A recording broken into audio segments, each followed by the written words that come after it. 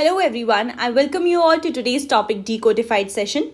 Today we are going to talk about India's first bullion exchange, and we shall be covering this topic in the following sequence. First of all, why it is in news, then about the iibe, then we shall be knowing about ifsca, followed by the information regarding ifsc, and thereafter we shall be having a look at our practice questions. But before that, I want you all to be informed about the Mains 8 2022 program by Analyst IAS, wherein you can get help for polity, essay, public administration and ethics. Do check out the details given over here and apply soon to improve your scores in the mains examination and of course to avail the early bird discount. Moving back to the topic, why it is in news. So PM Narendra Modi launched India's first international bullion exchange iibe at Gujarat International Finance Tech, that is GiftCity, in Gandhinagar yesterday. Prime Minister also launched NSE IFSC SGX Connect and laid the foundation stone of the headquarters of the International Financial Services Center Authority IFSCA at GiftCity.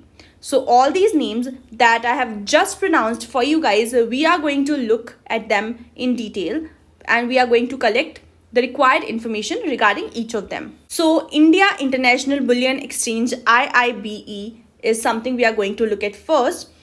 India International Bullion Exchange IIBE was first announced in the Union Budget 2020 for easing of the gold import by jewelers in India.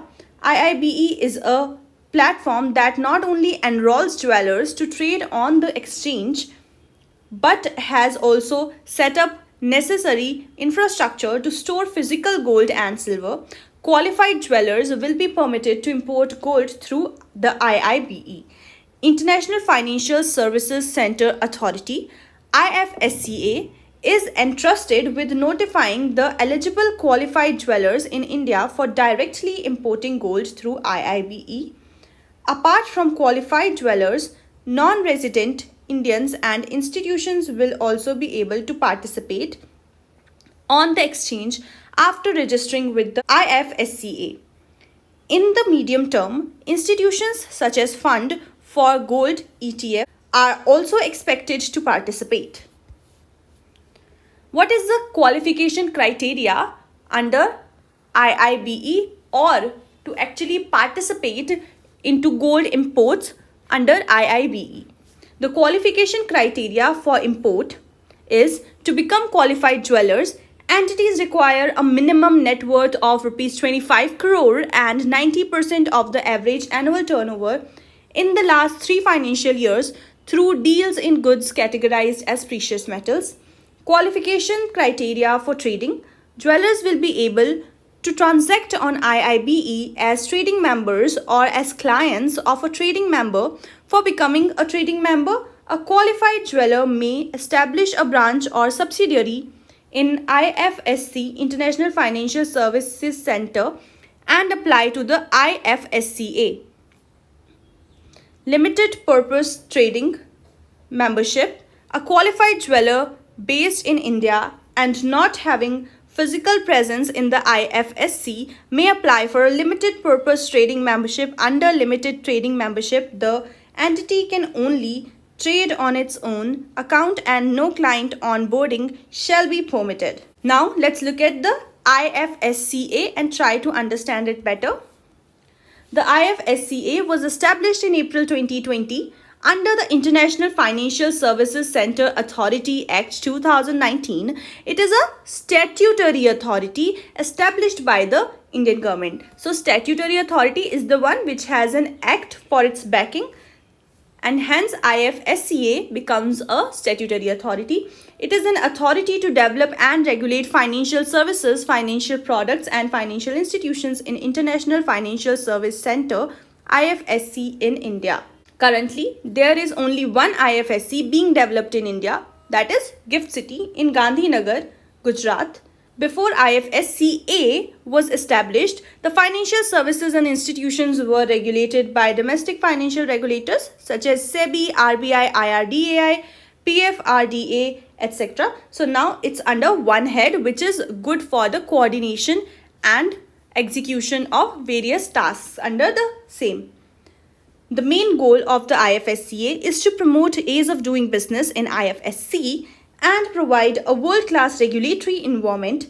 The IFSCA will not only regulate the nature of business which will be transacted in the IFSC, but will also regulate the functioning of the entities involved with transacting business in IFSC. Now, who all are going to be the members of IFSCA, or what is going to be the structure? The IFSCA consists of 9 members appointed by the Government of India. The members are as follows. There will be one chairperson, one member from RBI, one member from SEBI, one member from PFRDA, one member from IRDAI, 2 members from Finance Ministry, 2 members appointed on recommendation of a selection committee. The term of each member is 3 years subject to reappointment. The IFSC, that is International Financial Service Center. Let's get through the information regarding it. An International Financial Services Center, IFSC, is a financial center that caters to the customers outside the jurisdiction of domestic economy. It is also known as an offshore financial center since it deals with flow of finance, financial products and services across border. An IFSC is thus a jurisdiction that provides world-class financial services to non-residents and residents to the extent permissible under the current regulations in a currency other than the domestic currency of the location where the IFSC is located. What is the advantage of having an IFSC? First of all, they seek to attract overseas investors by bringing financial services that are currently being carried outside India by overseas financial institutions. In this age of globalization, IFSCs serve many purposes, including fundraising, global tax management, and corporate treasury management. An IFSC facilitates the rerouting of financial services and transactions that are currently carried out in offshore financial centers by Indian corporates themselves and overseas branches or subsidiaries of financial institutions such as banks, insurance companies, etc. to India. The business and regulatory environment offered by an IFSC in India would be comparable to that of London, New York, etc., attracting investors. It can also provide enhanced access to global financial markets for Indian corporate. There are also many tax benefits for entities set up in IFSC. IFSCs help in creation of fintech hubs with a large number of Indians outside India working in fintechs. India can be positioned as a fintech hub. Fintech sector is anyways doing really well in India currently. Now, what all are going to be the services provided by IFSC? A lot of them I've already mentioned for you guys, but let's consider them at one place for ourselves for the better understanding and structurization of the information for us. So, fundraising services for individuals, corporations and governments. Asset management and global portfolio diversification undertaken by pension funds, insurance companies and mutual funds. Wealth management, global tax management and cross-border tax liability optimization, which provides a business opportunity for financial intermediaries, accountants and law firms. Global and regional corporate treasury management operations that involve fundraising, liquidity investment and management, and asset liability matching. Risk management operations such as insurance and reinsurance, merger and acquisition activities among transnational corporations. What are the legal provisions for backing of or with regards to IFSC in India? There is the Special Economic Zone Act 2005, which provides for the establishment of an IFSC in India. It would be prudent to set up an IFSC within an SEZ since there are several restrictions on the financial sector in India. An SEZ can serve as a testing ground for financial sector reforms before they are rolled out in entire nation. As per the SEZ Act, the government approved GiftCity as a multi-services special economic zone. Gift SEZ in Gandhinagar is going to have an IFSC. So this was the information regarding the whole news. I have covered all the peripheries for you guys and whatever information you would have required regarding this particular news. I have been into the nitty-gritties of that. Now I'm going to take you to the prelims practice question.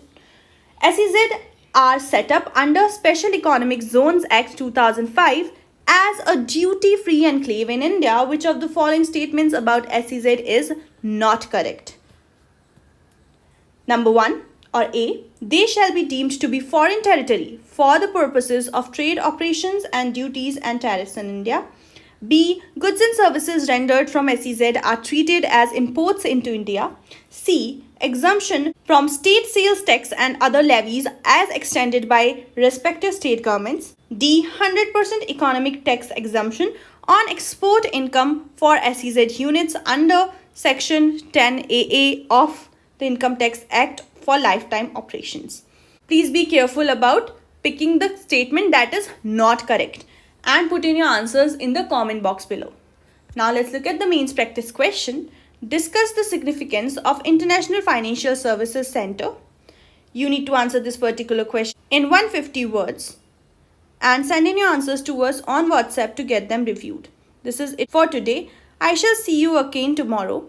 Till then, take care, stay tuned. Thank you so much for joining in.